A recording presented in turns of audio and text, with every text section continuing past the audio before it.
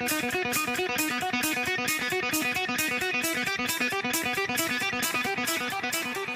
the first pick,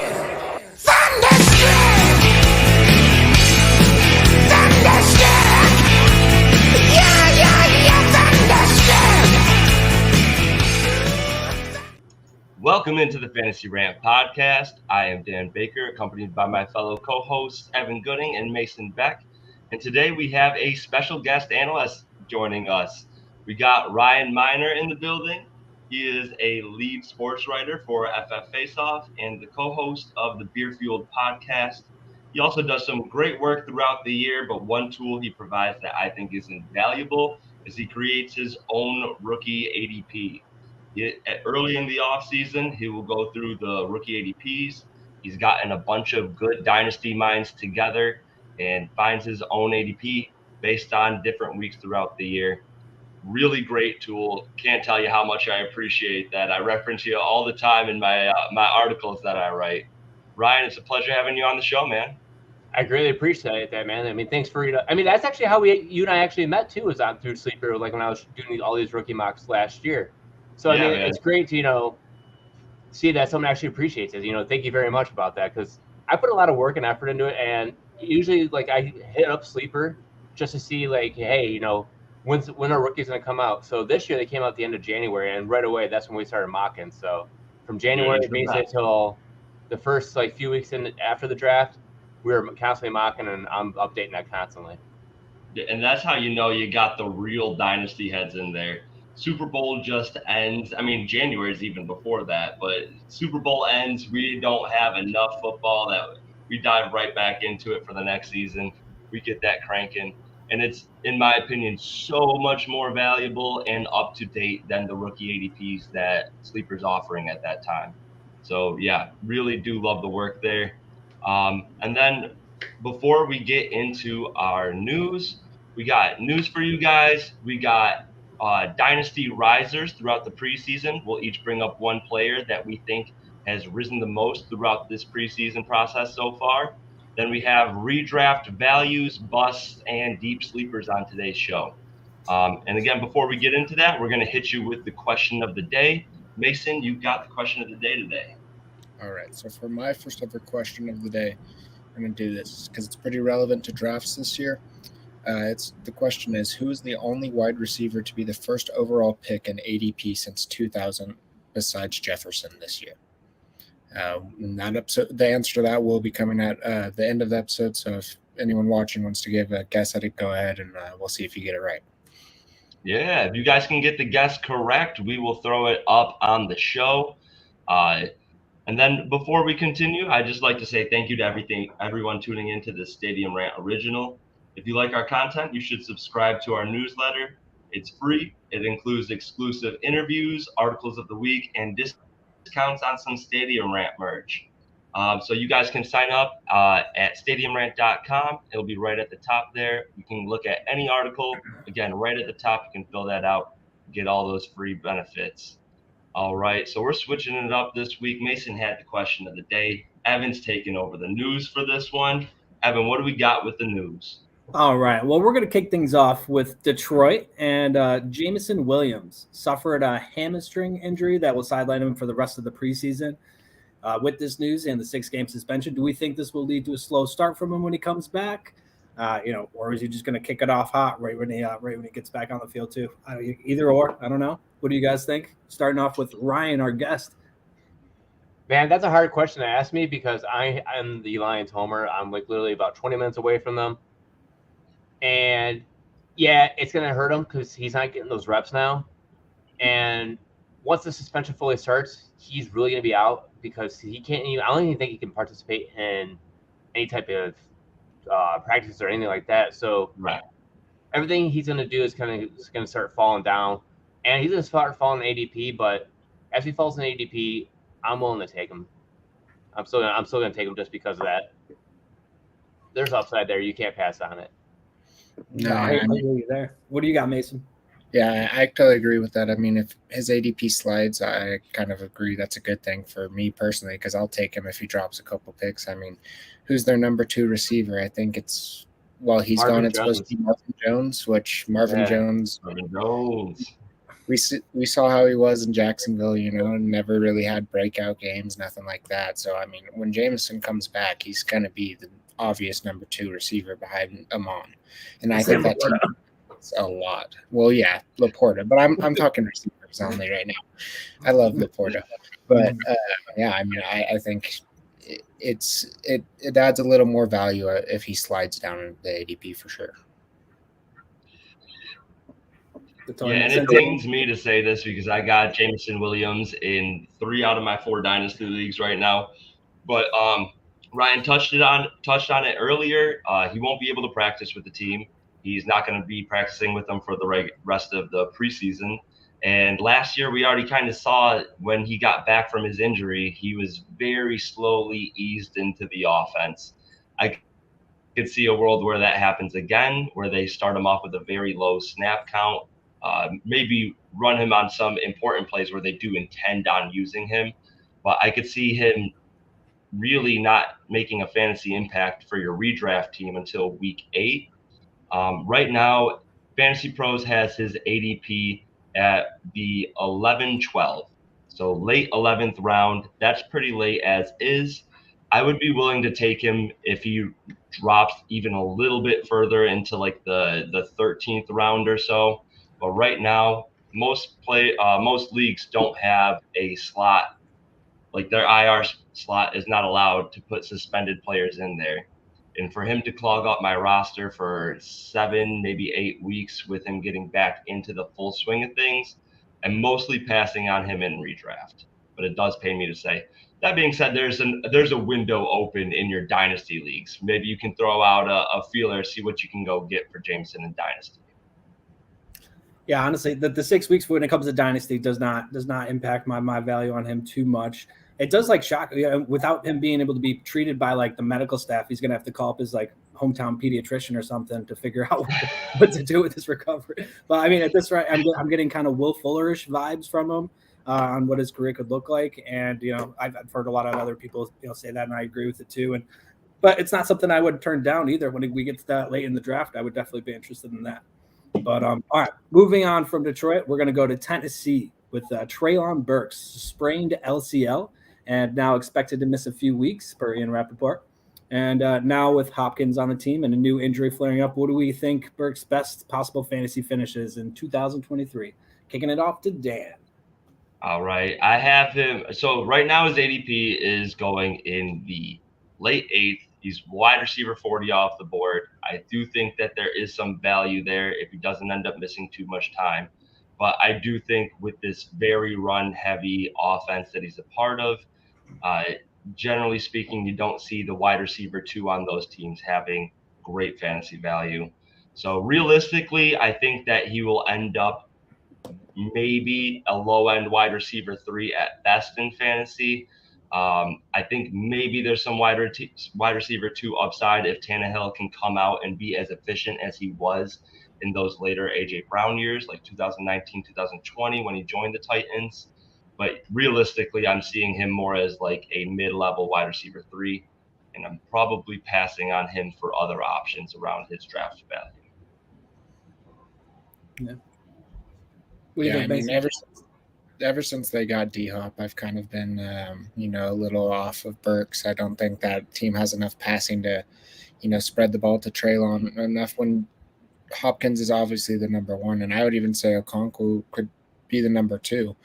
When you have an indefinite, who's the number 2 receiver on a run-based team, it's not going to give you consistent fantasy points. I'm honestly very much off Treylon this year. I think Dynasty, he's still great. He's there. Seems to be the receiver of the future, but redraft, I just haven't seen much value from him off of upside. I mean, I don't see a ton of upside with him in the pick, and I don't think he's even going to finish as wide receiver 3 in the fantasy. All right, what about you?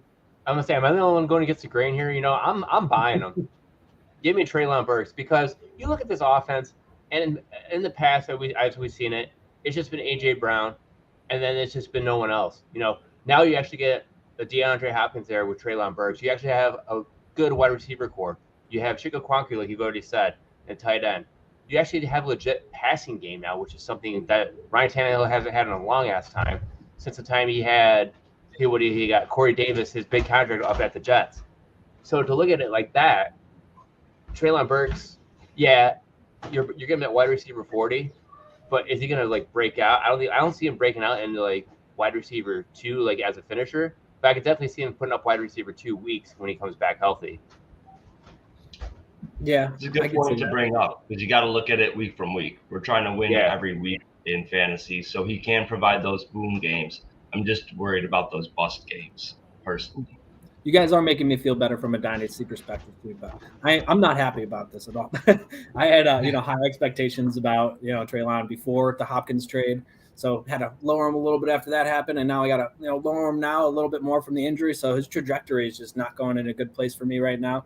But, right, not good vibes. Not good vibes from Treylon. But not good vibes for anybody in the Tennessee wide receiver room right now. Kyle Phillips is banged up, so we may be talking about Hopkins a little bit more later too, but who knows? Off to the Manders. They got a new starting quarterback, Sam Howell. Do you guys see Sam Howell being an upgrade from the 2022, Taylor Heineke? Or do you see, do you think Joby Brissett would be better or worse for fantasy options this year for as opposed to Sam Howell for 2023? Where were you guys out on that? Mason, kicking it off to you, start.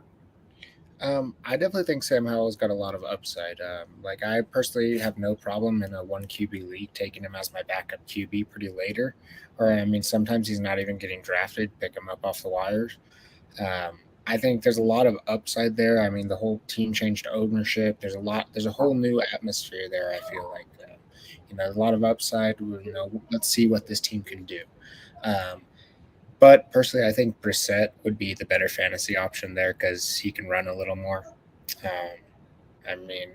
Running is very important for quarterbacks. Puts up a lot of more extra points in that. I'm not sure how much Howell is going to use his legs, but let's see. I like taking him as a backup right now, just for the upside potential. All right, Matt Ryan, what do you think about this? That's it right there. You hit the nail on the head on that one, saying upside potential, because you're not taking him as a starter, and no matter what size league you're not taking him as a QB2 and Superflex. You're basically getting him as a QB3 because he is basically free no matter where you look at him. But overall, I like him because you have Eric Bieniemy in the offense there, and if you watch the preseason game on Saturday, it was over the weekend, that he actually had a pretty good run on the offense. Mm-hmm. Plus, another good way too is we saw Sam Howell be called starter way before the offseason actually really even started. But they said, Sam Howell's going to be the starter. Sam Howell's going to be the starter. Jacoby Brissett's there, and Jacoby Brissett's never done anything to beat him. Is that because they want to see what Howell can do? Are they trying to do something later, try to figure out what this team really is without trying to go to Brissett? Brissett's probably like a last resort type of play. But you look at what he can do as how we saw him in the one game. He had 35 yards rushing. You look at what he did in North Carolina. He basically put that team on his back and he was the rushing leader once he lost everyone on that team. Diami Brown was gone. The running backs were all gone. There was no one there. He had Josh Downs. That was basically his only wide receiver he really had that was actually like a viable pass catcher for him. But other than that, the whole offense was on him. So I give the kid credit, man. Good for him. I hope he's able to pull it off, and I hope he can keep it. This is why we got you on the show, man. I have all of these notes laid out, and you hit the nail on the head for pretty much all of them. I have the stats. He over his first 2 years when he had Diami Brown, Daz Newsome, Javonte Williams, Michael Carter, all capable pass catchers. He averaged 289 yards per game in those first 2 seasons, 2.7 touchdowns, and only half of an interception. Over those 2 years, 68 touchdowns and 14 TDs. That's a great ratio to have. And then the next year, he loses all 4 of those guys to the NFL draft. He then puts the team on his back, 828 rushing yards and 11 touchdowns. That's some real upside. He can give you a floor. He might not be putting up those kinds of rushing numbers in the NFL, but he showed that he can extend plays. He's mobile enough to avoid a cluttered pocket. I really think that he does offer much more upside than Taylor, toss up a prayer Heineke. And I really think that Jahan Dotson will have a great season. I think he's one of the better, not sleepers, not late enough to be a sleeper, but one of the greater values in this league. The only thing I will say, Jacoby Brissett, you asked if we think he would be better for the ancillary pieces on the Commanders. He did support Amari Cooper when he was the quarterback for the first 11 weeks. Amari Cooper was wide receiver 10 during that time. So I could see him maybe being a bit more consistent for Terry McLaurin, but I think Sam Howell is offering the upside that we're all been talking about. Yeah. It seems like we're all in pretty much agreement. I think that we do see brighter days ahead for the Manders in 2023 with the upgrade of Howell. And, let me touch on one thing. Hold on. Before we kick it off, I will say Howell's first 4 games in the league right now. He's got Arizona, great first week. Then he's got a game at Denver, a game against Buffalo, and then a game in Philly. If he can survive the first 4 weeks, he's golden.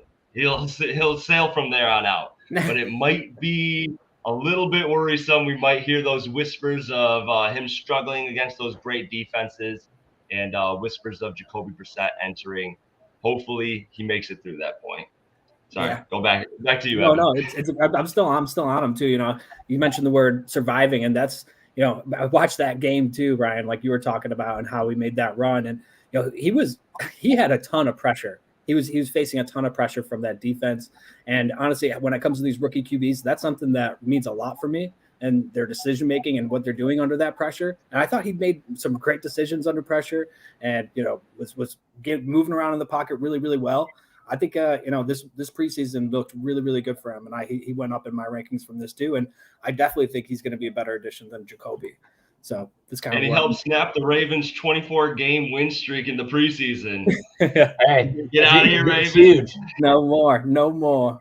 Yes. All right. We're staying with the Manders, though. We got Terry McLaurin over here taking the locker room after he sprained his toe in the second quarter of last night's preseason game against the Ravens. X-rays were taken during the half and revealed no structural damage to the toe. But, follow-up MRI that he underwent today revealed no major injury either. So we dodged 2 bullets there. McLaurin is considered day-to-day. There's optimism he would be ready to go for week 1. What's the earliest you'd be willing to take McLaurin and redraft this year? Damn. This news hurts me. I love McLaurin so much. I have him in a ton of leagues, both redraft and dynasty. I was so high on him coming into the season, willing to take him even in that mid 4th. Right now, Fantasy Pros has his ADP at 503. To be honest, with this news, those foot and toe injuries, they can linger. Luckily, it sounds like it's a sprain of the toe, not specifically turf toe. So that's good news. Turf toe really tends to. I heard that the average recovery time from that is 4 to 6 weeks. He's only got about 3 weeks until the first game of the year. So hopefully the sprained toe is less severe than the turf toe. But even with this news, I think I'm pushing him a little bit back from his 503 ADP. I would take him in the late 5th round. And really more so reason I'm pushing him back is because I'm still very high on Jahan Dotson, and I'm willing to take Jahan, wait for him. His ADP is 806. If I am able to, I will even jump on that a round early because I really believe in this guy. Yeah. Ryan, what about you? If you believe in Sam Howell, you should believe in this guy too, because in his game with Sam Howell, that was against Dallas back in January, he caught 3 receptions for 74 yards and a touchdown. Right then and there, you're looking at double-digit PPR points. But with that turf toe, man, I get a little nervous. I won't take him the 5th. I won't take him the 6th. I won't take him until the 7th, to be honest with you, just because the way those foot and toe injuries can linger, he could actually re-injure it again. And based on the severity, it sounds like it's like a mild grade 1, almost 2. So when you're at that 3, grade 1 is 3 to 4 weeks. Grade 2, you're looking at 6 to 7 weeks. So it's almost like I would rather have someone else draft him and then I'd trade for him later on in the season before he actually takes off, because someone's going to get irritated with him and just want to get rid of him. So ADP wise, I'm out on him, but later in the season, I'm back in on him. I like that. Mm-hmm. And my opinion on it is Sam Howell honestly could be one of the best quarterbacks that Terry's had thrown to him. So, I mean, everyone's been high up on him for years. I mean, he's had to deal with just crappy quarterback play for most of his career, all of his career, really. And, I mean, Howell could be his best take. And, I mean, yeah, Dotson's there, and this injury is concerning because, like we said, like turf toe type injuries, they can linger for a while.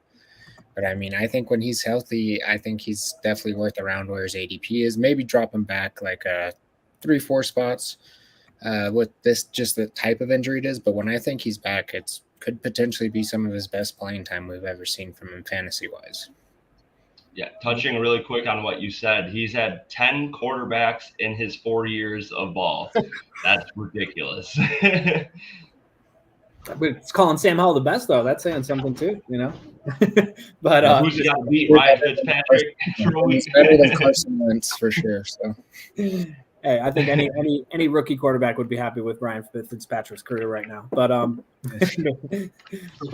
right, my take on Terry. You know, I do think that this does concern me for his value in redraft. Does hurt Sam Howell as well, but you know, Cole Turner bumped up for me. Jahan Dotson bumped up for me. De'Ami Brown is now on my radar because I totally agree with you, Ryan. Like these toes and hamstrings. I don't know what goes on with these toes and hamstrings, but whenever I see those are like the worst possible things that I want to see coming up. So For sure. they're too unpredictable. And I've never been too high on Terry, just historically speaking. He's always been one of those people that I'm afraid to have. I think he's scary to have in my lineup because he's just so boom or bust. And then one catch, he'll give me a nice sigh of relief. But, you know, I'm just not worth it. My blood pressure can't take it. But we're done with the Manders. We're going off to Miami. And Devin Achane was carted off the field Saturday during the Dolphins preseason game against the Texans with a shoulder injury. Mike McDaniels stated on Monday that Achane is considered week to week, but seems to have avoided any serious injury. If he does miss time, do you see Achane leading the Dolphins backfield when he does return? And we're going to kick it off to Ryan. Let's start it. Man, we're going to talk about one of my sleepers already as we hit it now. So I am all in on Achane still. Go ahead, take your week to week off. I'll be fine. I'll be happy.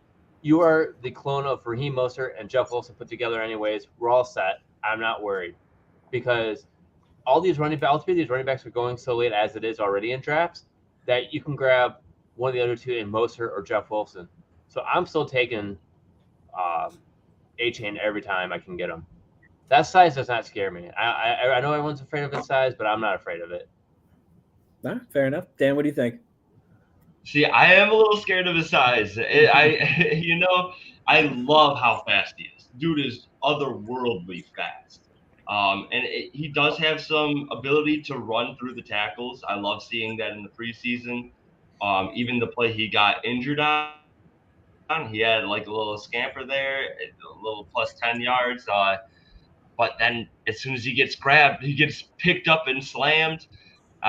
He's got the same kind of vibe or same worry to me as Deuce Vaughn. Like these guys can shake and bake. These guys make these guys miss.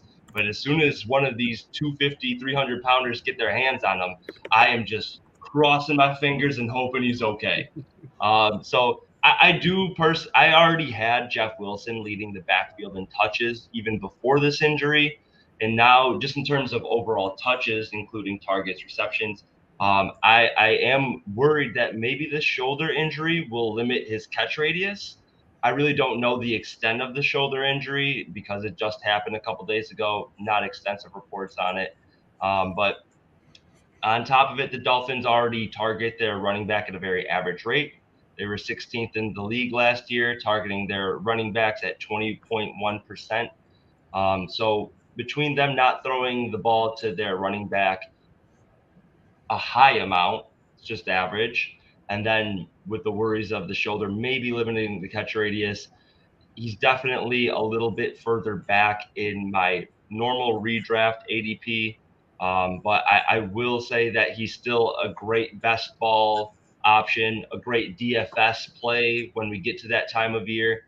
Definitely somebody I'll be looking for in those formats, but I'm staying away from him a little bit more in redraft. Yeah. That makes sense. Sorry.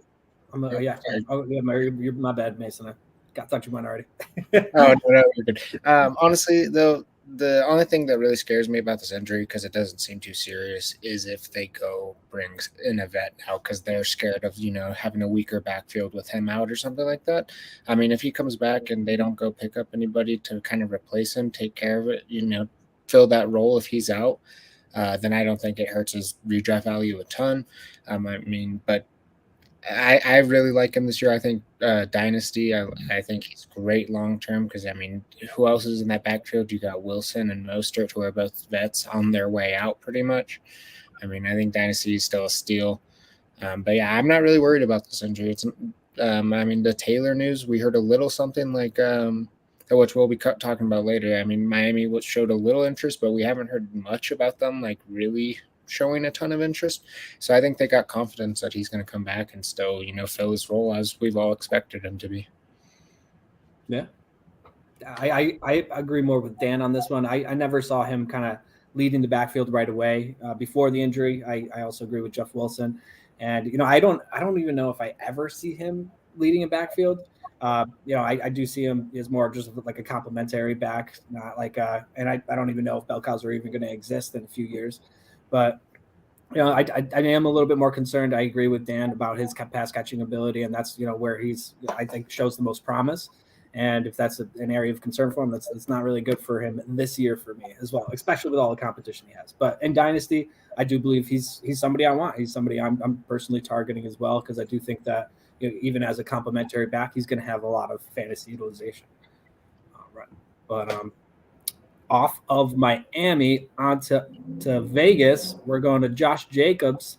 Raiders running back Josh Jacobs is expected to end his holdout and report to the team before week 1, per the Review Journal. Josh Jacobs is currently being drafted at the 209, 9th RB off the board. And at that ADP, do you think he's a value? Do you still see him as too risky of a pick to go in the second round? Mason, what's your thoughts on this one? Honestly, this whole situation, this time I've been drafting Jacobs like this was going to happen. I knew that, he'd be playing week 1, be back with the team. Running backs have shown, they show they don't have much power right now. Le'Veon showed that holding out doesn't really, it did work, but then he got cut. But that's a very few situation where it worked. But Jonathan Taylor, that whole situation's fallen out, and I think I have no running backs have no say in the front office. So I knew he'd be there week 1. I love where he's being drafted at. He's finished as RB1 last year, and if he finishes top 5 again, I think it's definitely worth it, and he's got that potential. The team, Jimmy Garoppolo is their quarterback. I think it is going to be a very run-heavy based team. And though they got some receivers for him, I've watched him play. Jimmy just can't get you can't completely rely off Jimmy Garoppolo, so it is going to be a very run-heavy team. Yeah. Dan, what do you think? So this is a little nitpicky. Right now his ADP is going around the 209. I would take him just a touch later than that at the beginning of the third. My first couple of picks in the draft, I'm trying to go risk adverse. I really don't want there to be any worries. Even with him missing some time in training camp right now, there's always a higher likelihood of injury. And then on top of it, he had an insane workload last year. So a lot of times you'll also see those guys with a huge workload. He didn't miss a game last year, run into maybe some injury misfortune the following year. I think that if he continues to get this volume and stays healthy, he will be a steal in drafts. But with him being a top 2 round pick right now, I'm still steering away from that risk. And I'd rather take guys like Jalen Waddle, Devonta Smith, T. Higgins in the back of the second than Josh Jacobs right now. 100% with you on that one, Dan. Because I can't get behind drafting Josh Jacobs. And it's you draft him this late, okay, great. Now you're hoping he's there week 1. But what if he's not there week 1? What if he's not there week 2? You're taking that risk adverse, and you're passing on all these stud players that you could have had in your fantasy league right then and there. But on the flip side of it, I will at least try to have one share of Josh Jacobs in one of my leagues just to say, like, hey, I did draft him, because there's a time where the value is there. And if he's going into the third, fourth round, like if he's doing the third, fourth round type turn, that's when I'd actually probably more pull the trigger compared to the end of the second, beginning of the third. Yes.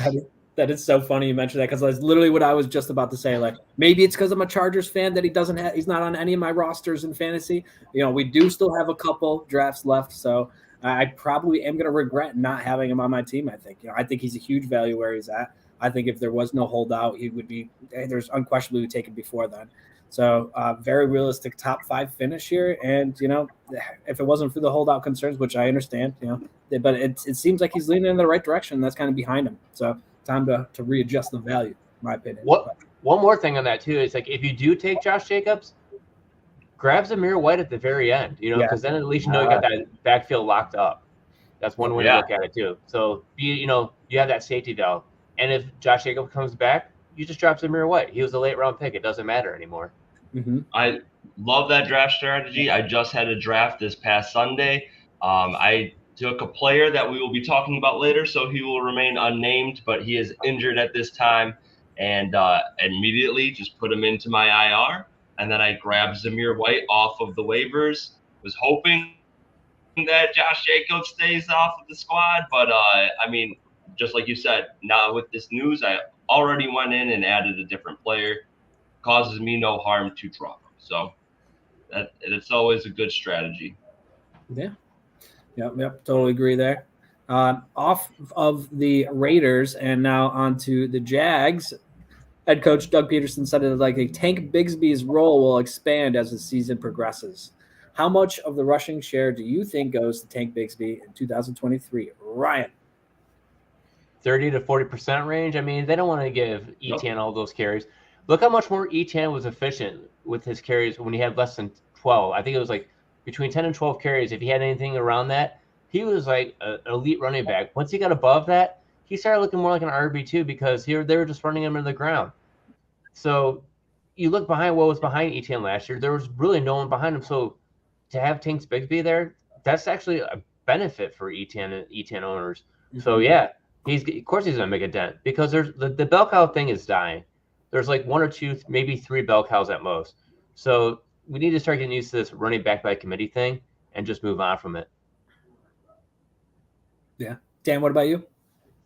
I absolutely agree with that. I also had 35 to 40% of the rushing attempts this year. I see that Bigsby's ADP is 1204 according to Sleeper right now. He's one of my favorite late round targets. I'm willing to take him in the 10th. I will jump up a couple of rounds to make sure he's on my team. I think as the bigger back, he has some red zone upside. He still has the pass catching ability. And all he's done so far this preseason is prove that he was worth the pick. He's looked great. He's fast. He's big. I'll take him as a counterpart to Etienne. And I think he will have some standalone value throughout the season. I definitely agree. He will have some standalone value. I mean, like Ryan said, the bell cow is kind of dying. I mean, it's not really a thing anymore. I mean, I see him at the beginning of the season maybe starting like 25, 30%, but within like 3 or 4 weeks, he's going to jump up to that 30 to 40 consistency mark. And like we've all said, it's not going to hurt Etienne. It's going to give him a rest. And Etienne is just an explosive guy. He'll make those crazy plays for you, whereas he's still going to get those points off for you. I love where he honestly went. I think that backfield is going to have value for years, in my opinion. I really don't think either of them are worried about Tank. I mean, if you're wanting those early weak points, first couple weeks, then you can slide off of him. But, if you're willing to hold on to him for 3-4 weeks, let him ride the bench, I think he'll start getting you standalone value. Yeah. I think it's going to be a little bit more immediate than that. I think, honestly, I'm expecting, 60-40 split between the two of them. Maybe first 2 weeks, they throw, who's their third back there that they have? Michael Hasty. Yeah, maybe they throw him, 10%, 15% of the carries. Maybe they split a little bit of that. But I think that, his ceiling is easily just a 50-50 timeshare. And that I do think that's where his ceiling, it's a realistic ceiling for him to reach. And I think that's something that he could carry year over year, not just this year, but going forward too, the both of them. I agree with you, Mason. Love the player and love the placement for the Jags for him. Great spot for him to be. And I'm looking forward to seeing what he's got going on. And then we have off of the Jags, now onto the Colts. Jonathan Taylor, for Adam Schefter, the Colts have given Jonathan Taylor permission to seek a trade. Recent reports say that the Colts are seeking a first-round pick in return. The best landing spot for him, or where do you think would be? And, what running back do you see stepping in as the lead back in Jonathan Taylor's absence? Mason, kick it off. Well, honestly, one thing I think is ridiculous about this whole situation is that they say he's worth a first, but they can't pay him for what he wants. It doesn't make sense to me. I think this is just bad in situations. I mean, since that report dropped, I haven't really heard a ton about like any spots that are really looking into him. Miami a little bit, which I do think would be a good spot for him too. I mean, potentially even Vikings, I think could be a great spot for him. That team's high powered, he'd get touches, get some good goal line looks. But I also think the Colts are a good spot for him just to stay. I mean, I think a lot of RB rooms are kind of defined. They've already built up what they're wanting, and there's not many more that are looking for that solid RB1 that they're willing to give up a first for. I really don't see it getting done, at least at this point in the season. I mean, maybe halfway through the season towards trade deadline, we might see him get dished, but I don't really see him going anywhere. Mason, do you have my notes? Because that was like exactly line by line, everything I said. It even started off like, how are the Colts asking for a first when they just show they're not going to pay the man? It's ridiculous. They're like, oh, we're not going to sign you, but you want to trade? We need a first at minimum, even though no running backs go in the first anymore. Ridiculous. Jim Irsay is an asshole. Did you just say no running backs go in the first? Who went this year? I mean, Bijan and Jameer is really going to get trade value, though. Like, they're willing to take their own. I don't think many teams are willing to send their first rounder to try and get a Jonathan Taylor, even though I do feel like he's being discounted at this point. Dude's a stud. I think it's easy to forget how good he is after he was injured for the last half of the season. But those were the two targets that I had for him. I thought Miami would be great. I thought the Vikings would also be a great landing spot. They are very popularly talked about landing spots, whether it was Dalvin with Miami or Kareem with Minnesota now. But, I think he would really produce on either of them. And then I also had that for the team's best interest, I think that and not fantasy interest for JT, I think that the Eagles, if they were able to put JT on that team, who are you stopping in that run pass option? You got Jalen Hurts, you got Jonathan Taylor, and you got A.J. Brown as the first read. Or if you work something fancy, you got Devonta, Dallas Goedert. I think that would have the biggest impact for a specific team. And if JT does end up getting traded, I personally think that Deion Jackson would be the best next man up. But I could totally see the Colts being annoying and giving Zach Moss 15 touches on the ground, and we're all pissed off at the Colts saying, what are you doing? So those are my two spots, though. I would say Minnesota and Miami would be the best. All right, Ryan, top us off. I don't know what to say about this whole freaking thing, because it's just like the running backs have no leverage. The teams have all the leverage. I don't get it. I mean, you look at the free agent running backs. I mean, you still have Leonard Fournette out there. You still have Kareem Hunt out there. And look how long it took for Zeke Elliott to get signed onto a team. Look how long it took Dalvin Cook to get signed on a team. His leverage isn't there. And so the way the writing's on the wall there. Teams aren't looking to get running backs. They don't want to give you a first-round pick for it. But rumors are that I've heard or I've seen already on Sleeper is that Miami's interested. And a surprising team that actually came out was the Chicago Bears. And you put him behind the Chicago Bears, you got another good option to go with Fields. But, how does that affect Roschon Johnson now? How does it affect the whole entire backfield? And then it's like, all right, what kind of first-round pick are you going to get? Well, okay, now the Bears have 2 first-round picks because they traded out of it, right? Yeah, they traded out of their pick. Mm-hmm. So they have 2 first-rounders. So they could do that, but for Jonathan Taylor, he's a great talent, but why? And then you look at the Indianapolis Colts. So they get rid of Taylor. What's going to be the compensation coming back? It's going to be picks. There's got to be some type of player. Could it be a Roschon Johnson? Could it be something, or is it just going to be picks in general? Could it be other wide receivers? Could it be something else to help bolster that crappy offensive line that the Colts have? And then you look at the running backs they have now. Their best running back they have right now at the top of the list is Kenyon Drake. And we see what Kenyon Drake has done. He is not going away. He hasn't faded away. He's always that one running back that, especially in fantasy, that we always seem to have on the end of our roster. And then we're plugging in as our RB2 because like he did last year when he was on the Ravens, he was scoring touchdowns. Could he be doing that again this year? Possibly. It all depends how long Jonathan Taylor really plans to do this holdout for.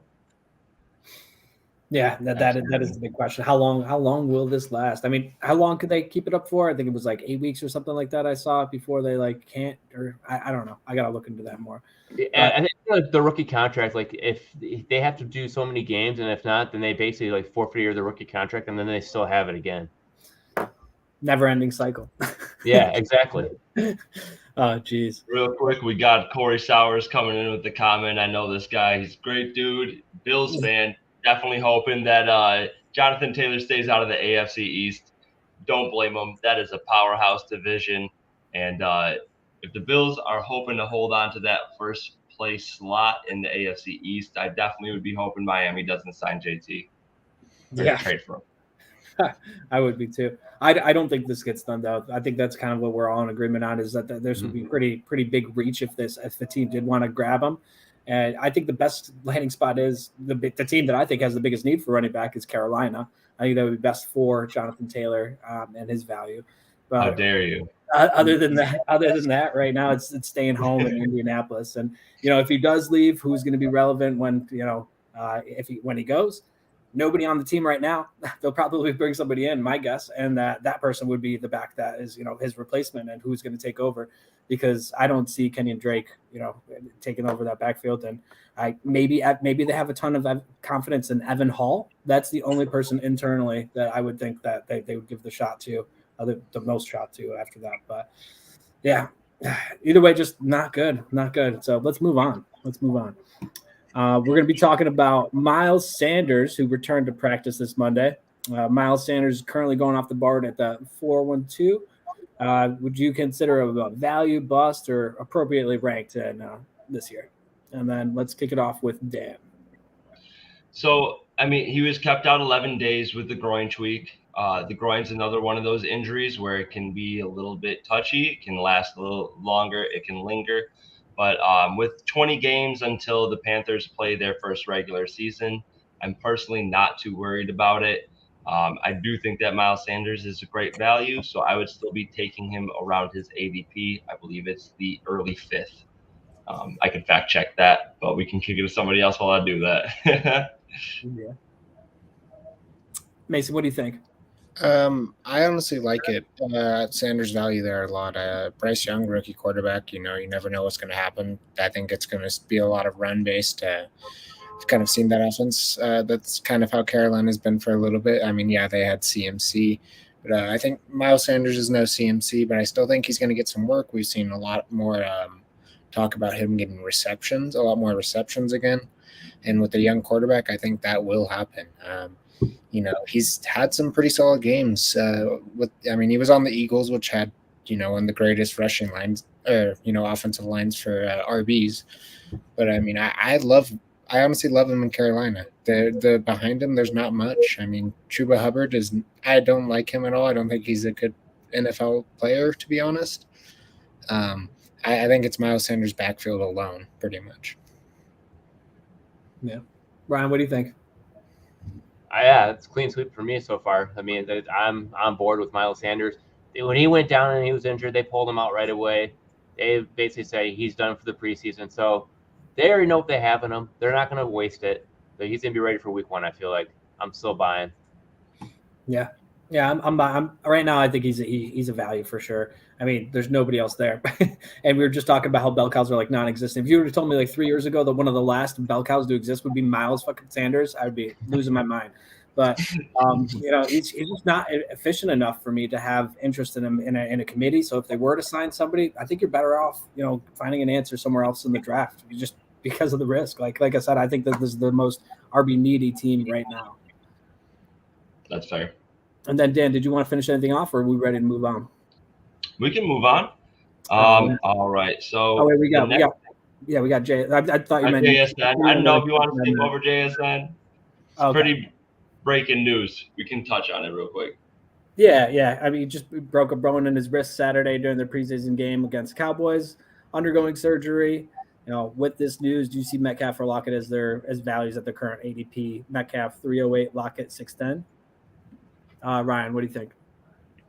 It all depends. Is JSN going to be there week 1 or not? You know, and it's basically sounded like he should be fine. He should be ready to go.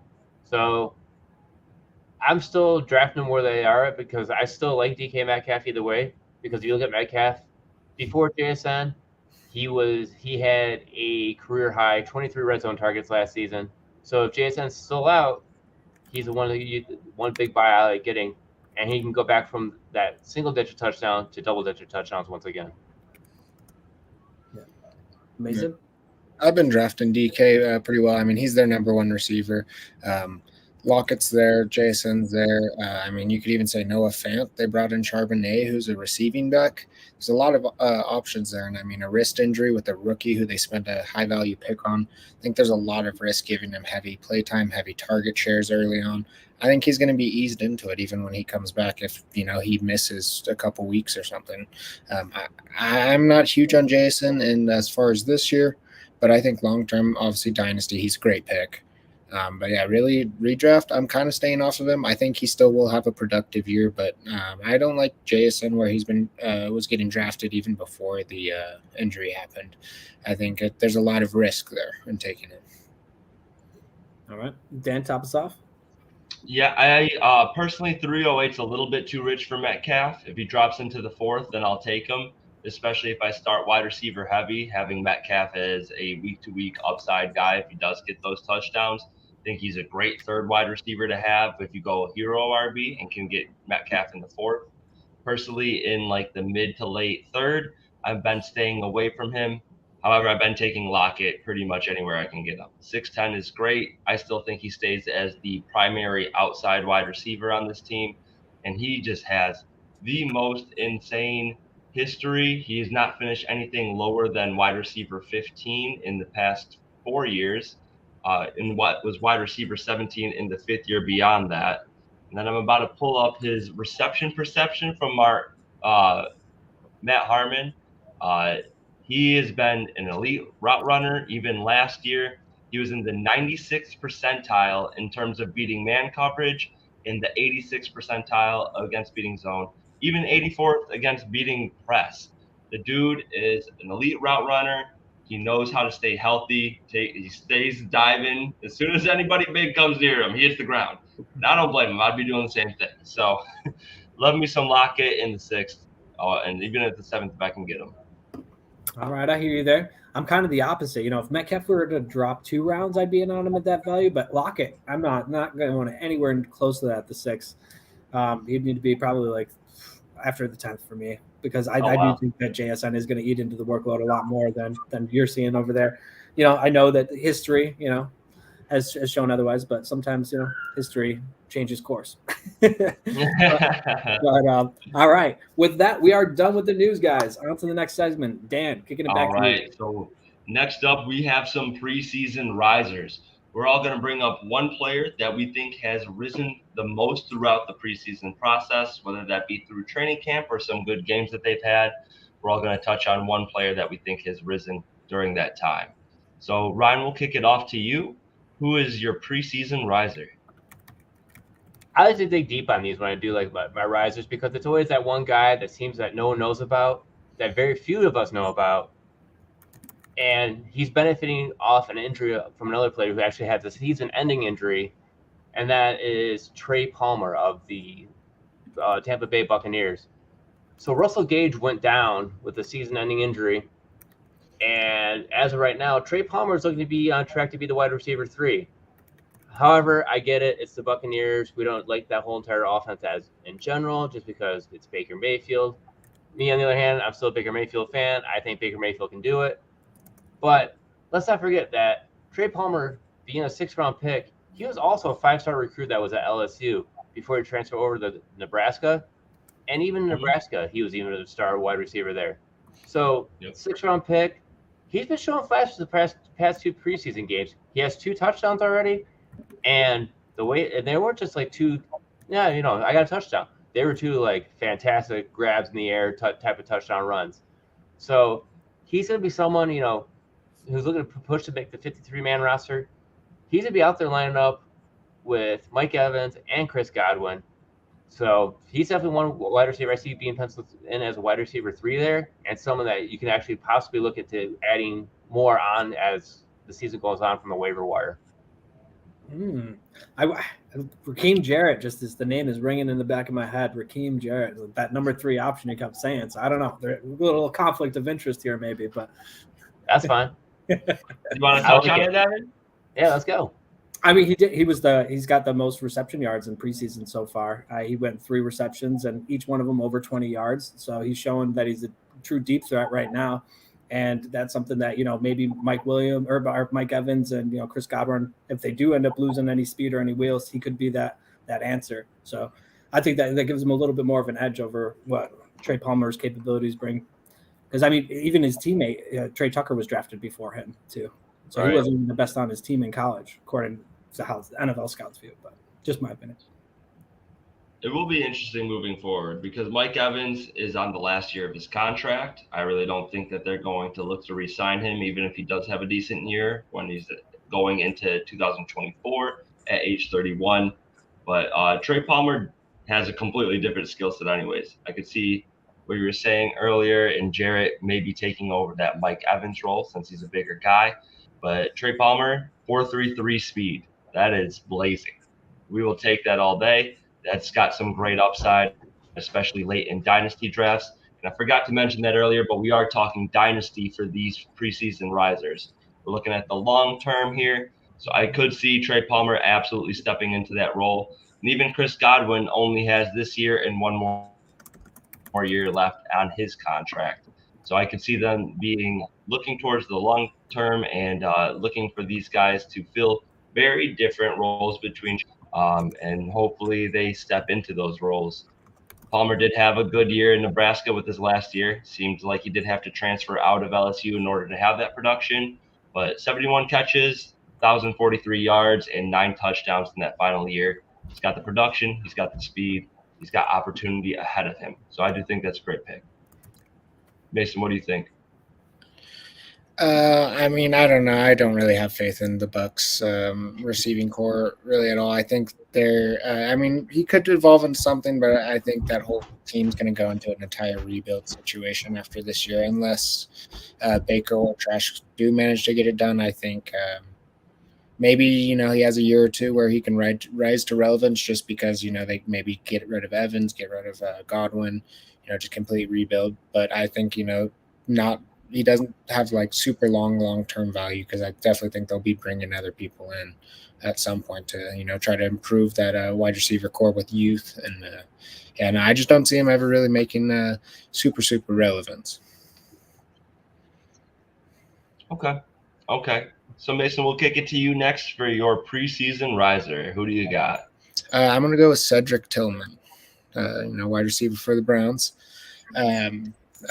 Each game so far, with limited play time, he's gotten 2 receptions. The first were week 1 and week 3. He got over 30 yards on those 2 receptions. And then week 2, he got 2 receptions, and they were only like 7 yards, I believe, for both. But correct me if I'm wrong. I think those were both passes from Watson, 3 passes that Watson threw. He's been playing with the starters, yep. And those are the only ones that Watson's only had 1 drive this entire preseason, and 2 of his throws he threw them to Cedric Tillman. I mean, that's a pretty good connection to see early in preseason. Donovan Peoples-Jones, I don't think is really going to, he's not really a huge threat in front of Tillman on the depth chart. Cooper's obviously number 1.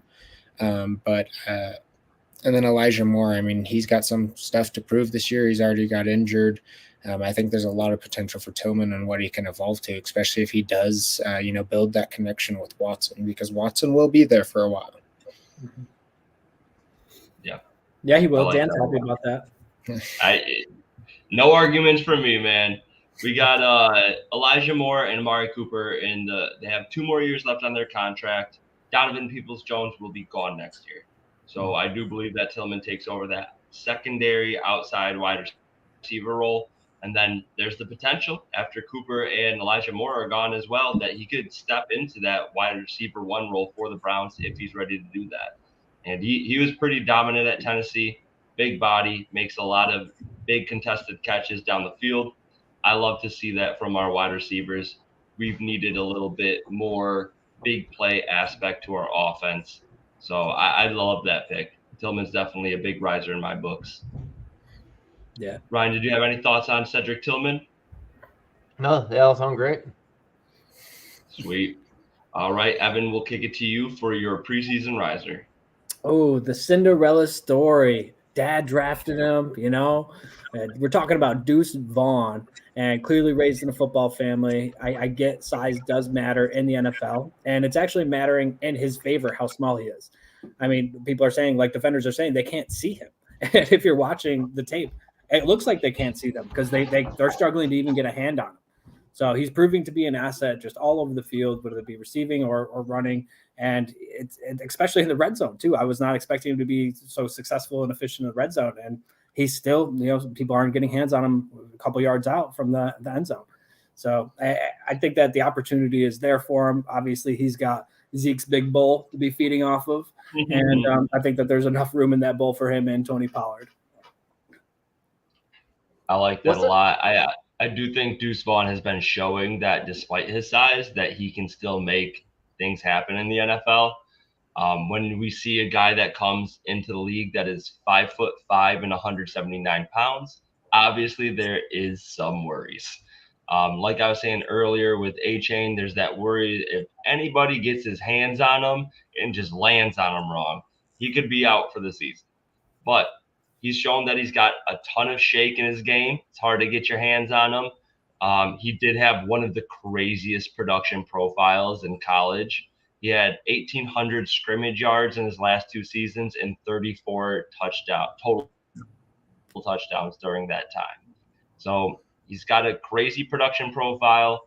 He had to make that happen somehow. He was still 5'5" and 179 at most, soaking wet. So if he can make it happen, I'd love to see it. I'm thinking that maybe the Cowboys use him kind of in that Tony Pollard role, while Pollard and maybe a little bit of Rico Dowdle get mixed in for the goal line work. But there's not a lot of competition ahead of them, and both of those 2 running backs I just mentioned are on the last year of their contract. So Vaughn could definitely step up into that role. Ryan, did you have any thoughts on Deuce Vaughn as a preseason riser? Like looking at Deuce Vaughn, it looks like Super Mario Man just trying to go get that mushroom, He's so little trying to get it. It's like trying to dodge all those green shells. I freaking love him, man. Just watching him play, just seeing this little guy run. I'm like, holy shit. And every time he runs, he falls forward. He gets hit, he still falls forward. He's not taking like hits like you think a 5'5" guy would. I mean, you'd be thinking like you're surrounded by these men who are well over 6 feet. He should be getting bulldozed, but instead he's actually bulldozing them. He's a fun guy to watch. I love it. Mm-hmm. He's a lot of fun. I've enjoyed watching him, and honestly, I think they have a lot of faith with him. They didn't bring anyone else to really back up Pollard. I think it could be a little biased, family-wise, but I mean, it's a Cinderella story. Sometimes they do work out, and I do think the organization does have a lot of faith in him to not really bring in anyone else, to back up Pollard. I think, he's fast and stuff, and he could be a good compliment with him. No, I like that a lot. And that'll bring me to my preseason standout. I have it's not a homer pick. Dorian Thompson-Robinson has been looking phenomenal in the preseason.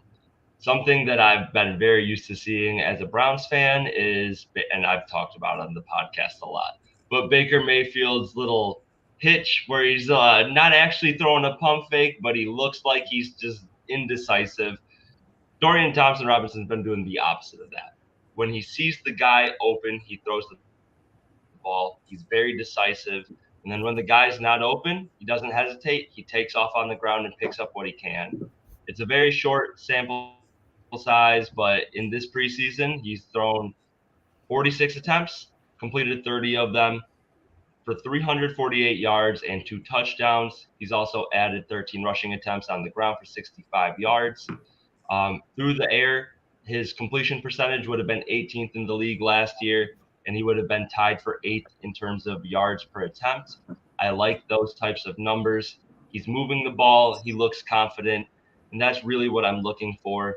The downside in terms of his dynasty value, he is behind Deshaun Watson in that contract, and Watson isn't going anywhere, at least for the next 4 years. His dead cap is ridiculously high, but we've seen that DTR plays a very similar styled ball to Deshaun Watson. Watson never goes down. I think he'll be plugged right into the offense, and he won't have to skip a beat.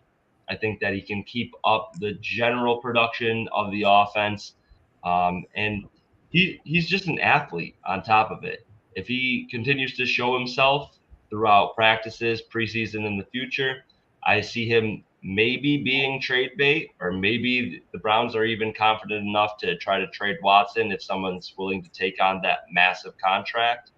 But I do just see him being a great option for the future. You will have to hold on to him for a while. But if you can get a quarterback with 4.56 speed, and he ends up starting at all, I'm happy to take that risk. His ADP is going in the middle of the 23rd round of Dynasty Superflex. He's the quarterback 46 off the board.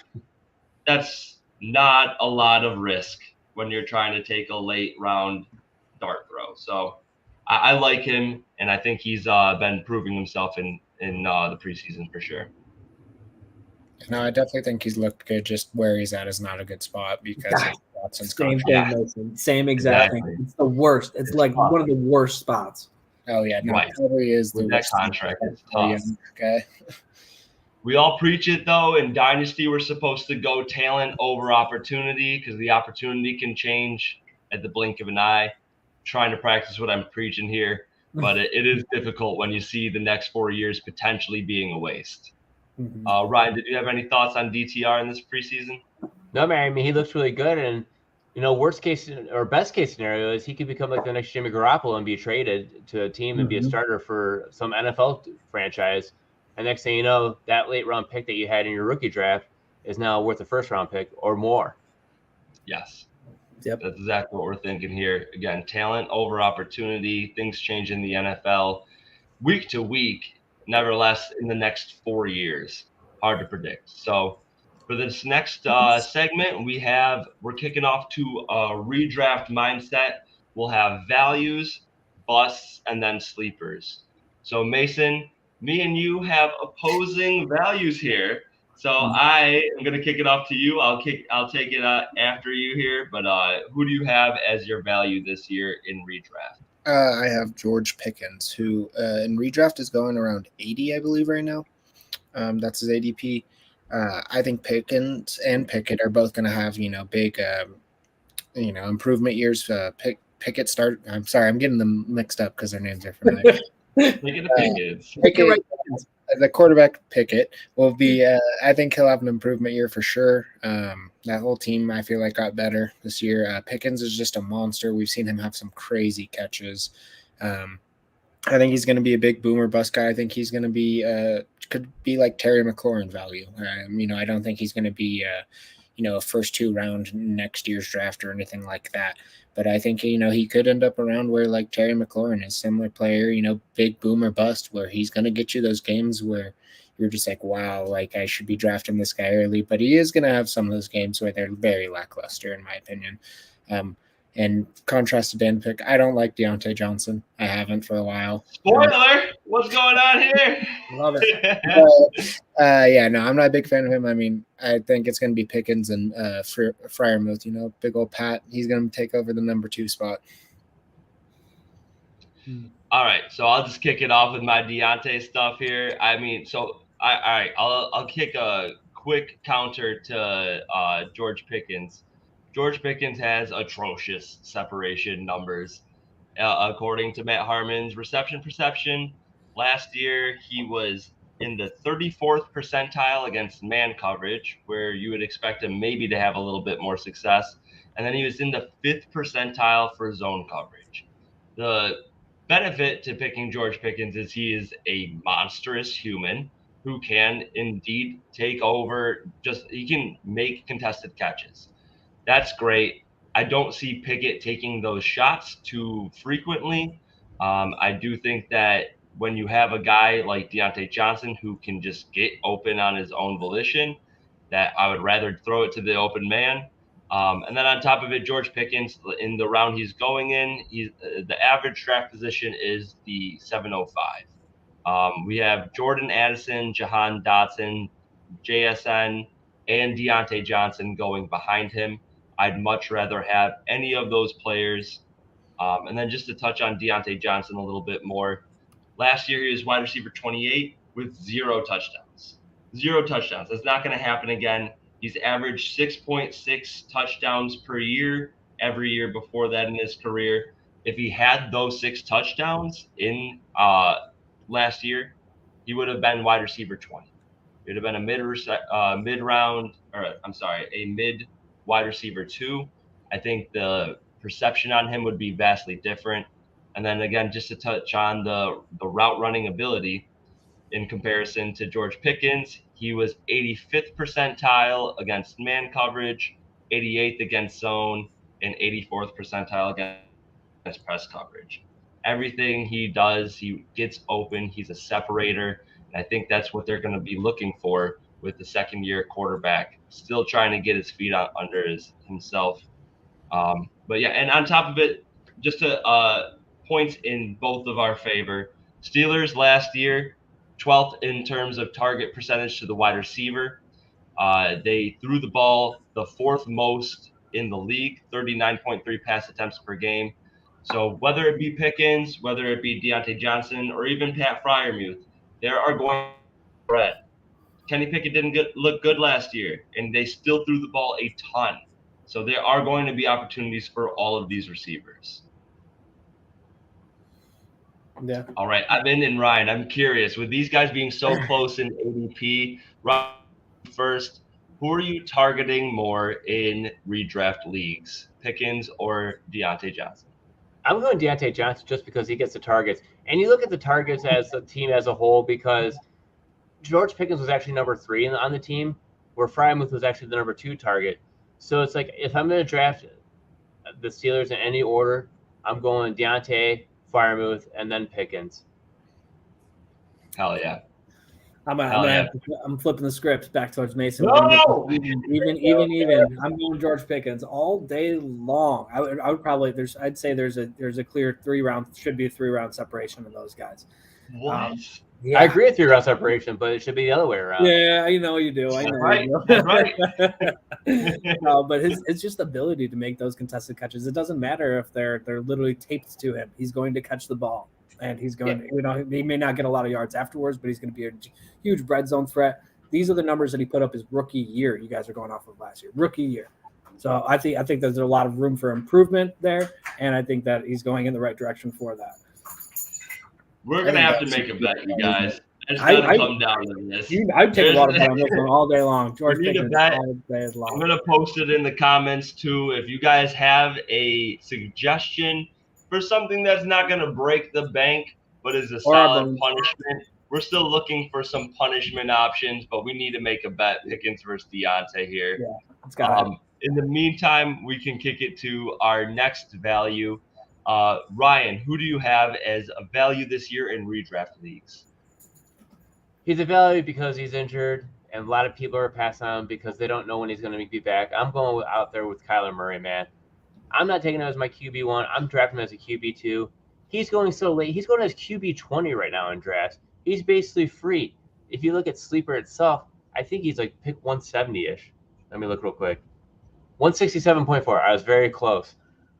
So to see that you're going at QB20, it's like you get him, and he is an elite quarterback. So basically what you can do is like you say you draft someone like Josh Allen. He's got a week 13 bye. Kyler Murray should be back up and running by then, right? So then you just plug and play Kyler Murray in. You have an elite QB backing up an elite QB. So it's like it's a win-win right there. So that's one value I'm chasing in every league. I got him actually in the 19th round of the startup draft we did with the Creative League. So absolutely, you can get him basically for free. And And, I plugged him up with Gino, but Gino's got that bye week 5. I don't think he's going to be ready for that, so I'm probably going to have to figure that out. It should be stated that this was an IDP league. He's not going in the 19th round of most redraft league. ADP is 1311. Based on what I saw, that might have been Fantasy Pros or Sleeper. Those are the two I go off of. But yeah, you are ridiculous to get Kyler and stack him with Gino in the 18-19 turn. That is ridiculous value, even with us having 4 IDP slots for that league. Absolutely ridiculous. That's all I can say. I got no complaint. Yeah, full agreement. Yeah, and so I didn't mention his name earlier, but that was the player that I drafted in the last round of my regular redraft league. I got him with the very last pick in my round, and then as soon as the draft is over, I move him into my IR. I go and take whoever player I'm interested at that time that's still on free agents. It's an easy way to gain some value for your redraft league, and it costs you nothing. If you do decide that you want to move on from Kyler Murray, again, cost you your last pick in the draft. You don't have to move on from a high pick where you could have gotten some better value there. It's the last pick. So if you want him in your IR slot, go ahead and take him there. You can wait it out. And if you don't, then you can move on as soon as you want to. Yep. Mason, any thoughts on Kyler Murray as a redraft value? I mean, I think it's worth the risk getting him late pick because but we have mixed reports. Some people say he could miss the whole season. Some people say 8 weeks. I mean, I'm thinking more the 8-week mark. And if he comes in around that 8-week mark, historically, that's around when Call of Duty's starting to come out, and he starts to show. But that's just a funny narrative, man. It's so crazy. Yeah. But, I mean, if he comes back and plays like he does when he's high production fantasy, it's a steal of a pick. Okay, and I'm sorry, who do we got last? Evan, for our values. Who do you got? Oh, my God. Just a guy named DeAndre Hopkins. You might have heard of him. But in that same creator league, I did forget that that's an IDP league, so that totally changes everything. But I got him in the 7th round of that one. Thank you, guys. When healthy on the field, there's a small handful of guys that I'd rather have over DeAndre Hopkins. Small handful, like maybe 5. And then value right now, I think, is because of the health risk, and he's on a run-heavy offense, new team. But when he went to a new team before, he still put up tremendous numbers. And I think that's not going to stop him this year. If he plays more than 12 games this year, I think he's a lock for a top 10 finish. I think that's a great pick, especially with him being late in the 4th. Sometimes you can grab him into the early to mid 5th. You can grab him as your wide receiver 3, even especially if he slips to the 5th. Wide receiver 3, DeAndre Hopkins, that's insane. You don't see that ever. It's probably going to be the last year that you do see that. I mean, he signed the 2-year deal with the Titans. We'll see how much juice he has left in the tank. I do like that as a value pick. Mason, what do you think about DeAndre Hopkins as a value? I like him, honestly, kind of around where he's going. Because we could see Treylon feed into that. And, I mean, like we see Titans, we talked about it earlier. They're a run-based team. We all know that. I mean, I don't know. It just depends if they step up the passing game a lot. If they don't, I mean, he will be better than Treylon. He will be definitely in that, very, you're going to want to start Hopkins. But I don't see him being better, really, than where his ADP is, to be honest. Okay. And Ryan, do you think DeAndre Hopkins is worth the 412 where he's going? Yeah, if I can get him as my wide receiver 3, absolutely. It's like almost might as well engrave your name on the trophy at that point, because if you're able to get him as a wide receiver 3 and he's putting up wide receiver 1 numbers, it's gonna be hard to contend with that. Yeah, especially in those PPR leagues. He doesn't run those routes downfield nearly as much. I actually wrote a little article on Ryan Tannehill where it correlated with some stats from DeAndre Hopkins. DeAndre Hopkins had the highest yards per route run in terms of curl routes specifically. That also happens to be Ryan Tannehill's most targeted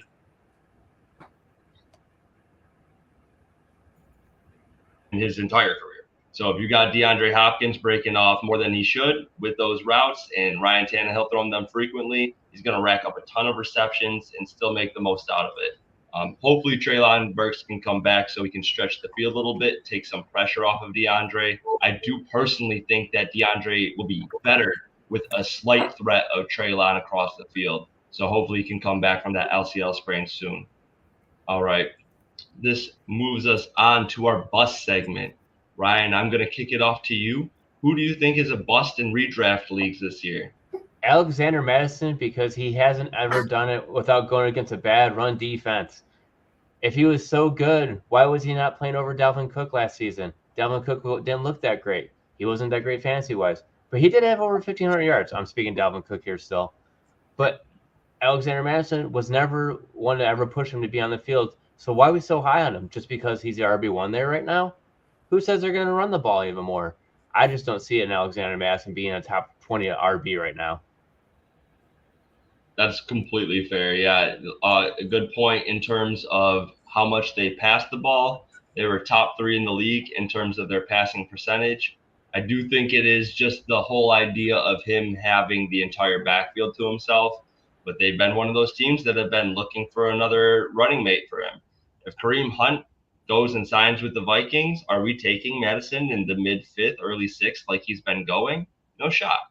No shot at all. And I think that's an easy pick for a bust. I think that he's definitely going to have somebody else added to this backfield. And then on top of it, Justin Jefferson and Adam Thielen, top 2 route runners in the league last year, both of them.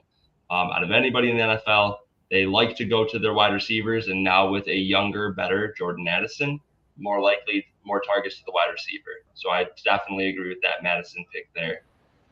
Evan, what do you think about Madison being a bust this season? I think Ryan took my pick, to be honest. He claimed the territory first, and I was planning on taking him. He beat you to the show, Doc. No, but I got a good one coming later, so we'll save some stuff for that. You are also notoriously late to the show, Doc. Hey, I got to get the leftovers. Right. I honestly what do you think about that? Where he was before all the Kareem Hunt news started dropping, because I just liked him there because it was his backfield pretty, like there's not much competition behind him. But I think they are going to be bringing someone else in, whether it is Kareem, whether it's some other vet that will eat into it. I've been kind of sticking away from him this past couple weeks, but I'm not going to lower him too much. If he falls around completely, I'd be for sure taking him there, but. I don't know. Madison's kind of iffy. I'm iffy with just really depending on my team going into around where he is. All right. And I'll go up next again just because I got another player from the same team. Much to Mason's chagrin, I have TJ Hawkinson as my bust. Right now, Fantasy Pros has him as the tight end 3 and the 406 off the board. Some players that are going around him. We have Amari Cooper, 1 pick before him. Keenan Allen, 1 pick after him. Again, according to Fantasy Pros ADP. Justin Fields, Kenneth Walker, Justin Herbert, Dameon Pierce, Miles Sanders, right after those guys. I am taking all of them over TJ Hawkinson, especially when you consider that you can get Darren Waller, Dallas Goedert. Those guys are going in the middle of the 6th to the middle of the 5th to the end of the 5th. Then we have Evan Ingram at the 705, David Njoku at 710, Pat Freiermuth at 807, and a guy I'll touch on later at an even later round. I just don't see TJ Hawkinson being that guy. So he got 123 targets last season. Out of any tight end that got 123 targets in the last decade, TJ Hawkinson finished with the least points scored. That is crazy. That is abysmal, and that's not worth your 4th round pick, in my opinion. Mason, I know you have him as your tight end 1 in Dynasty specifically, so I'll keep it there. I'll leave it where it's at right now, but I just don't see him as a redraft value. You can get other values much later in drafts. Mason, we'll kick it to you first. I think he's up there. I think in regular season he's going to be tight end 2, only past Kelsey. In redraft, I have Hawk as my number 2. Over Andrews? Yes, over Andrews. I'm not an Andrews my believer goodness. Anymore. I gotta write down all these bets, bro.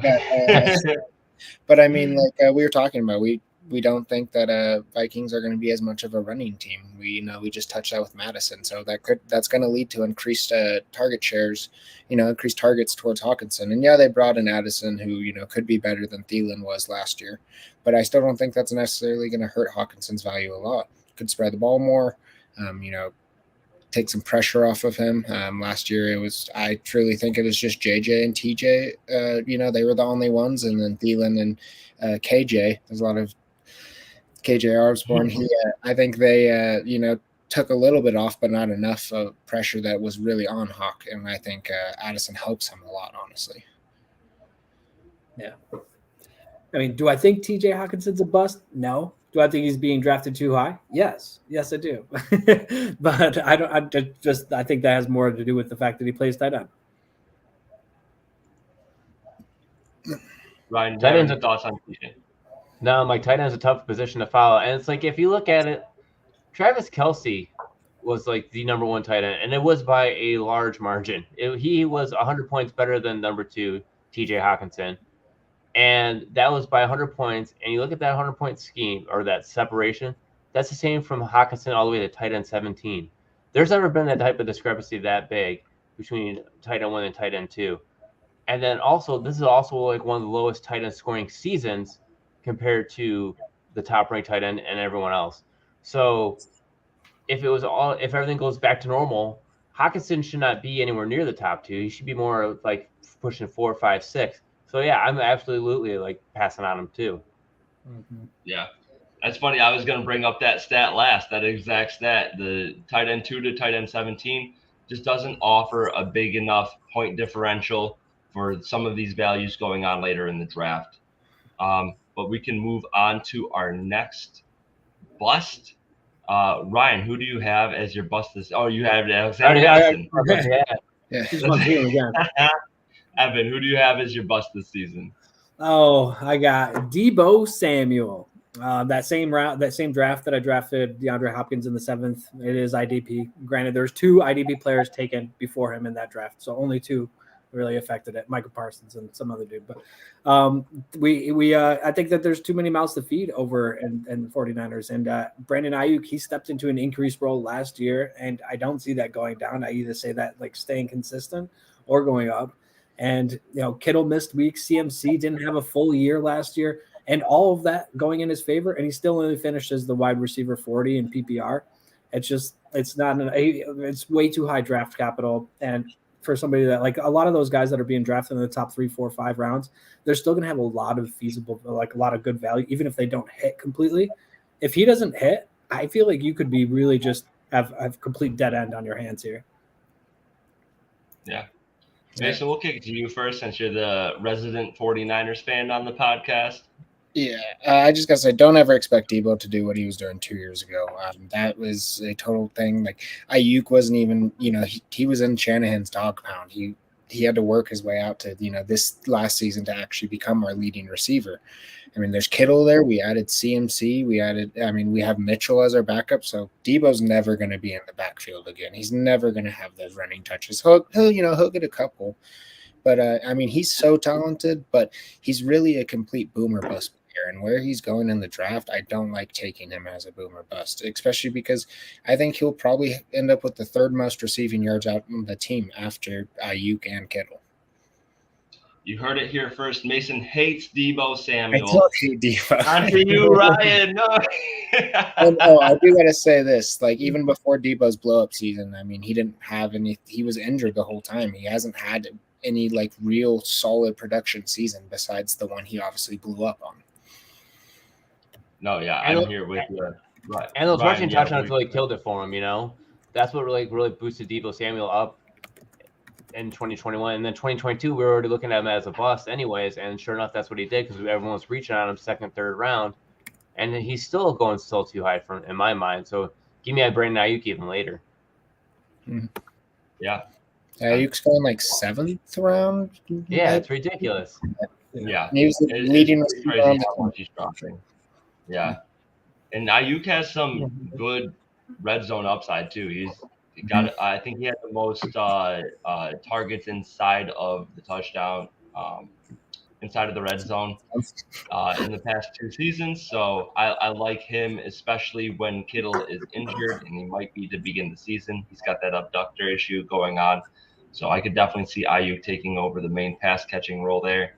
And Mason, who do you have as your bust this season? As my bust, I have Dak Prescott.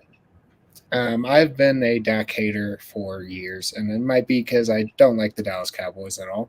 But I mean, Dak's interception season last year was horrendous, and that was with him missing like 4 games. And then his offseason program, he's looked terrible. He's thrown a lot of picks in practice. He even had Trayvon Diggs coming up and yelling at him with how bad he was looking.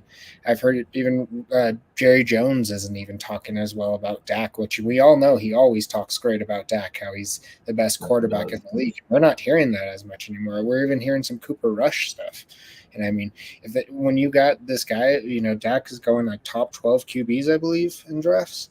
I mean, when you have a guy like Cooper Rush, when you're hearing the little bit of rumors that he could actually have a chance of playing, I'm staying away from Dak in every scenario. That's interesting. And then Evan, what do you think about Dak as a bust this season?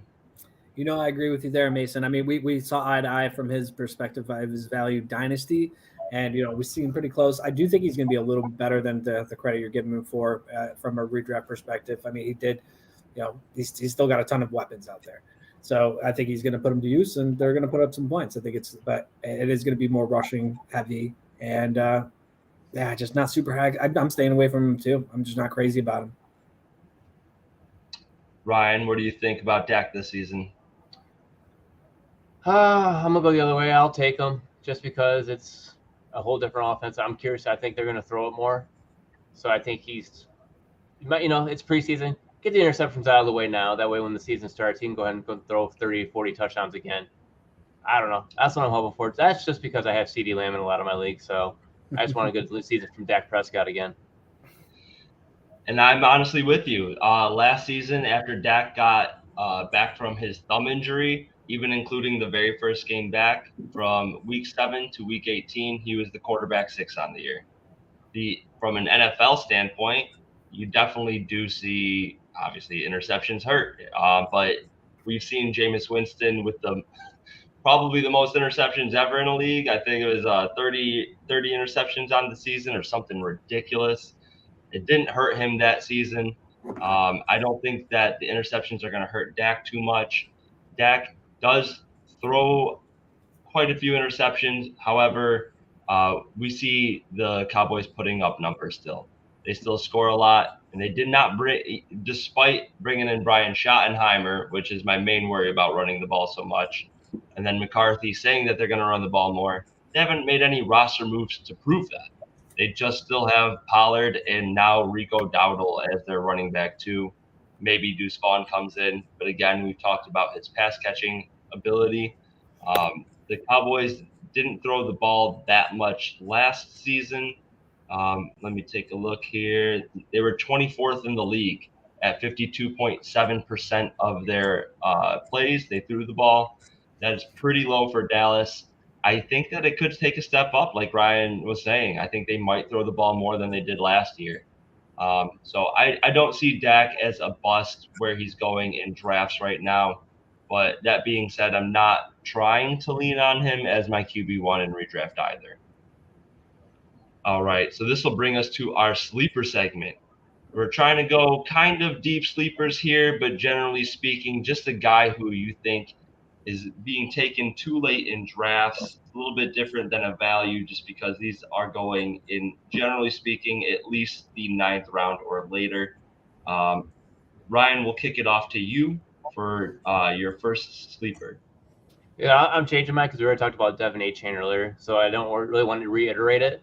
So my deep sleeper right now is Tyjae Spears, the Tennessee Titans running back. We're going right behind Derrick Henry right now. So it's like you have Derrick Henry. What happens if Derrick Henry goes down? Enter Tyjae Spears. just this last game, he had 7 carries for 57 yards. And this is playing with no ACL in his knee. Let's not forget that. He has a knee with no ACL in it. So the Titans spent quite a bit of draft capital on him for someone who has this type of injury. So they must show they have a lot of faith in him. So if Derrick Henry starts to break down, don't be surprised to see Tyjae Spears in there. Yeah. Day 2 pick offers a completely different Derrick Henry does. I would love to see them start to bring in Tyjae, especially when they have the lead and they're trying to go a little bit change of pace. If you're used to taking hits from Derrick Henry for, let's say, 16 to 20 carries a game, which is undershooting it quite a bit, and then they bring Tyjae Spears into it, good luck catching him when you're winded. That dude is fast. He's got shake. He looks great. The only reason I dropped him in Dynasty is what you were talking about. That lack of an ACL is scary. So in Dynasty, it makes you a little bit worried. But Henry's on the last year of his contract. If you guys are looking for a great keeper pick, you can get Tyjae in the last round of your league, and there's a great chance you can keep him next year as the RB1 for the Titans. So I think that's a great sleeper pick. Mason, what do you think about Tyjae Spears as a sleeper? I mean, obviously the ACL is scary, so I don't expect too much, honestly, out of him this season. But I mean, if Henry does go down like he did last year, he definitely is going to get some solid standalone production. I don't think he'll be, an RB1. I mean, I don't think he'll be top 12 really. Maybe have a week or two, just because the ACL is hard to recover from. But I mean, hey, and if he becomes that starter, I mean, taking him in as an RB2, I would love that. He definitely is a good sleeper pick. Evan, what do you think? Yeah, I guess, this is like an experiment for me. This is putting it to the test. Do you need an ACL to be an effective, redraft player? And this is going to be, I don't know if it's ever been done before. I got to do better on my, deep diving to see if it has, but this is going to be eye-opening for me if he's able to perform like this. Yeah, I don't know if there's too many case studies on running backs without ACLs. So you might be safe there. All right, Evan, we're going to kick it to you for your deep sleeper this season. Who do you got? Yeah, we talked about him a little bit earlier in the show, but I'm going to keep talking about him. It's Tank Bigsby. He had 22 carries so far in the 2 games that he's played in preseason and 122 total rushing yards.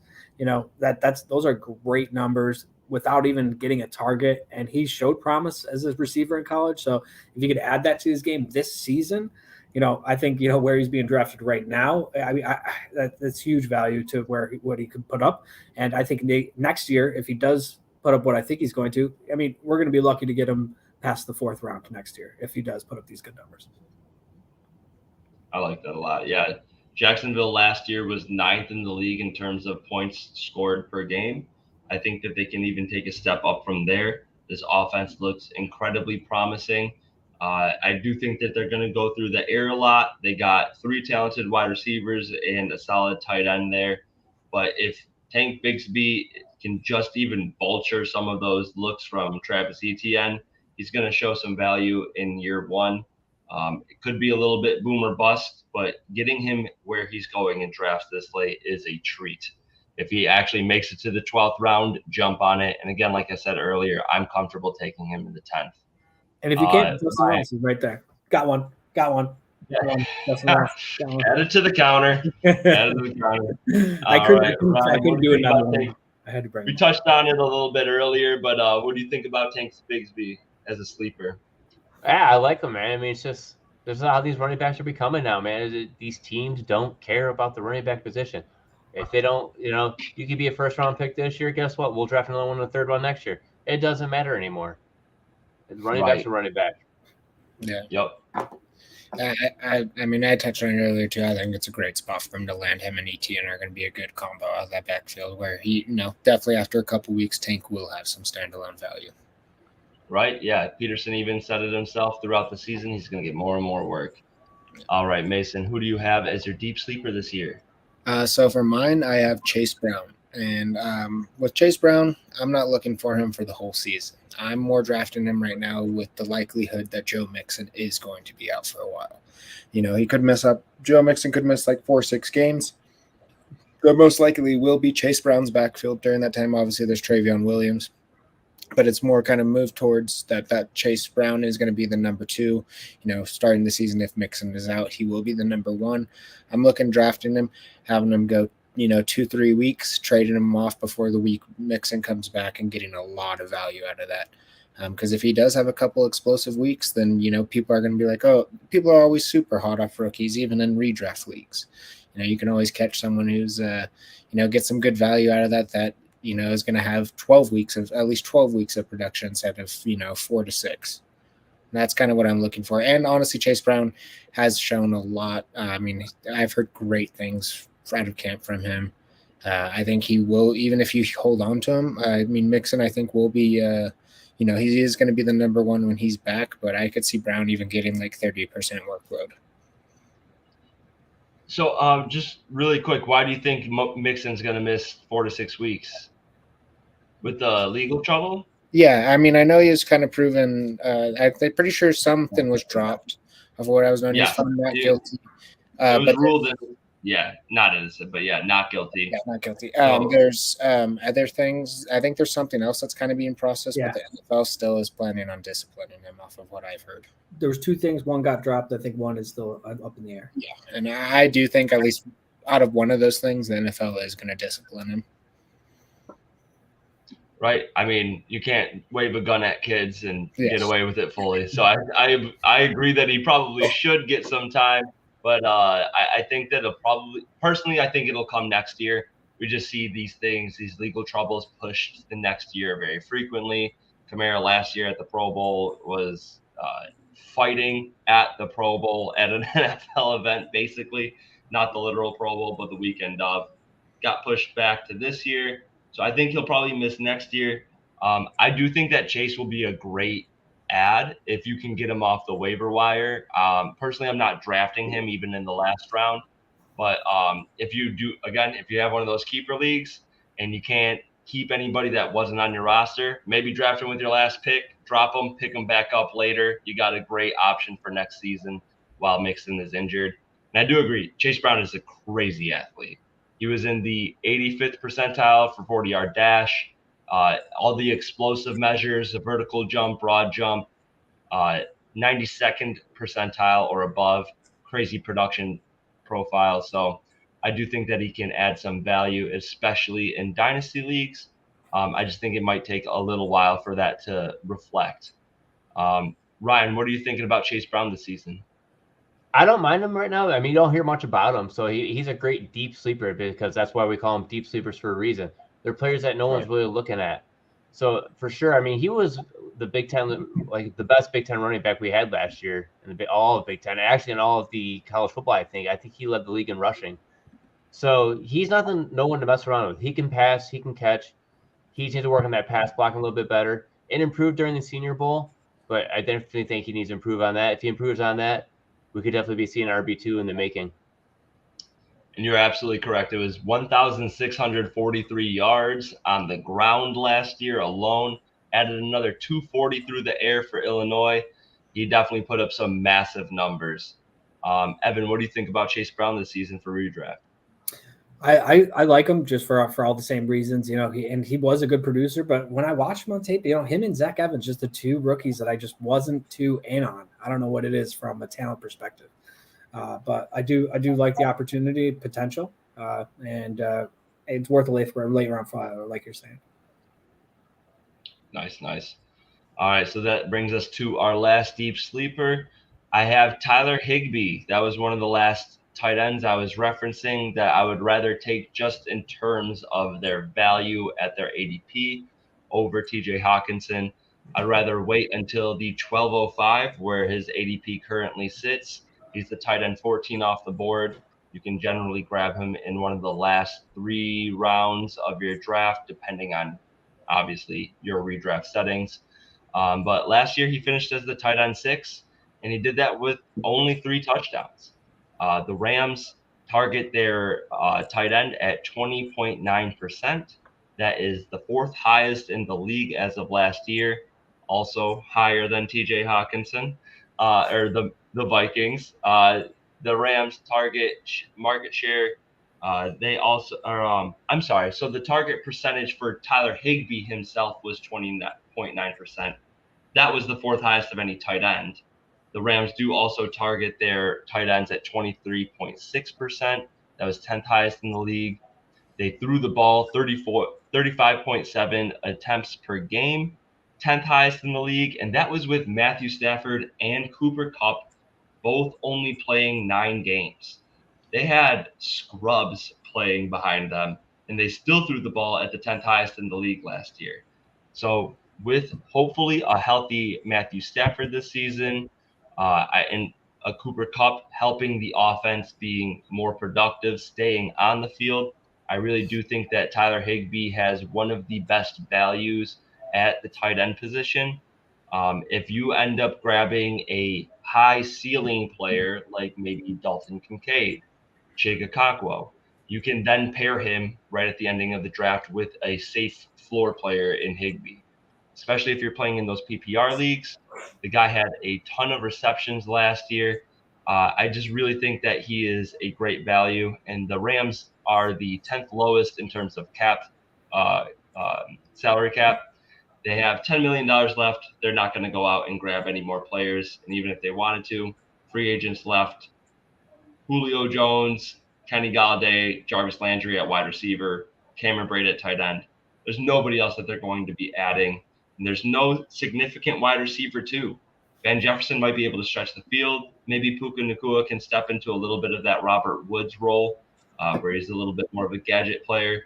But really, the second target leader on the team, I'm almost undoubtedly will say, is Tyler Higbee.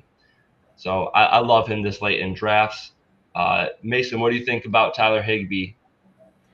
Tyler Higbee to me is I just call him good, all reliable. I mean, he's been consistent. I've even got him as backups in a couple of drafts this year as my backup tight end, and I absolutely love that as my backup tight end. I mean, yeah, they got Van Jefferson as their number 2, which Van Jefferson is just good for the long ball every once in a while. And then they dropped Puka, right? Puka. That's where yeah.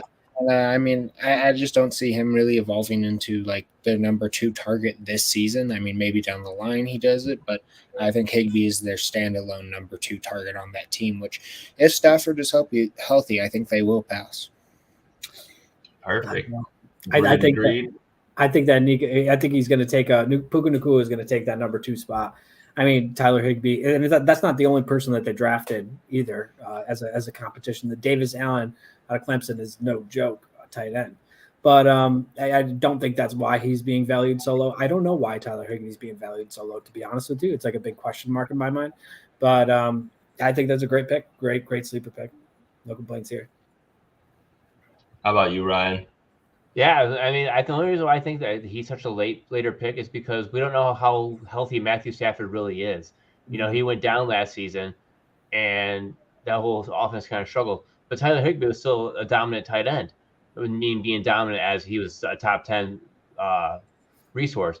But going into it this season, it's like we have to look at how Stafford looked last couple seasons. You know, 2 seasons ago, he was the quarterback too. This offense could be back up and running as long as he's okay. So Tyler Higbee, yeah, he's definitely a massive buy. Right, just a safe floor. And on top of it, this is going to be the worst we've ever seen the Rams defense. They could easily be trying to come back into games more frequently and even increase on their high passing volume from last year. So that ends our sleepers, busts, and values. We went a little bit over on time, but this has been a blast talking to you guys. Just a touch over on time. But yeah, before we get out of here, Ryan, what do you got going on? Anything going on in the FF Face-Off world or Beer Fueled Podcast world? FF Face-Off world, I'm working on an article of seven rookie wide receivers who can make instant impacts. So that will be coming out here soon. I'll also be working on the actual weekly waiver wire article, so that they will be able to look for that during the season. And that's pretty much it. And Beer Fueled will just be kind of going over weekly stuff. I'm looking forward to that because I also plan on putting out a weekly waiver wire ads article. It'll be interesting comparing and contrasting with the guys that we got. I'm sure I'll hit you up on Twitter a bunch to pick your brain, see what we're thinking. And then before we get out of here, before we touch on the last question of the day, we got a quick ad from our sponsors It's here. 2023. The NFL is king, and it seems like everyone is getting into fantasy football. So why not get a reward fit for the throne? The best trophies, belts, rings, and punishment tokens in the game are available at TrophySmack.com. Tell them your pals over at StadiumRant sent you. Make sure to check out that Trophy Smack. We can get you any rings, some championship gear. But to end the show here, we got Mason with the answer to the question. All right. So just a reminder, the question was, who is the only wide receiver to be drafted to be the first overall pick in ADP since 2000 besides Jefferson this year? And the answer to that question is Antonio Brown in 2016. And I should have known that. I took my shot at it. I believe I don't even remember who I told you. I thought, Evan, I liked your guess, though, of Calvin Johnson. That was a great guess. I liked that a lot. Oh, I said Randy Moss. Yeah. Because it snuck into the 2000s. He had some crazy years right at the beginning of the 2000s. But, yes, Antonio Brown should have been the obvious 101. But, again, Ryan, thank you for joining us today. This has been a blast, man. Love having you on. Would love to have you on in the future.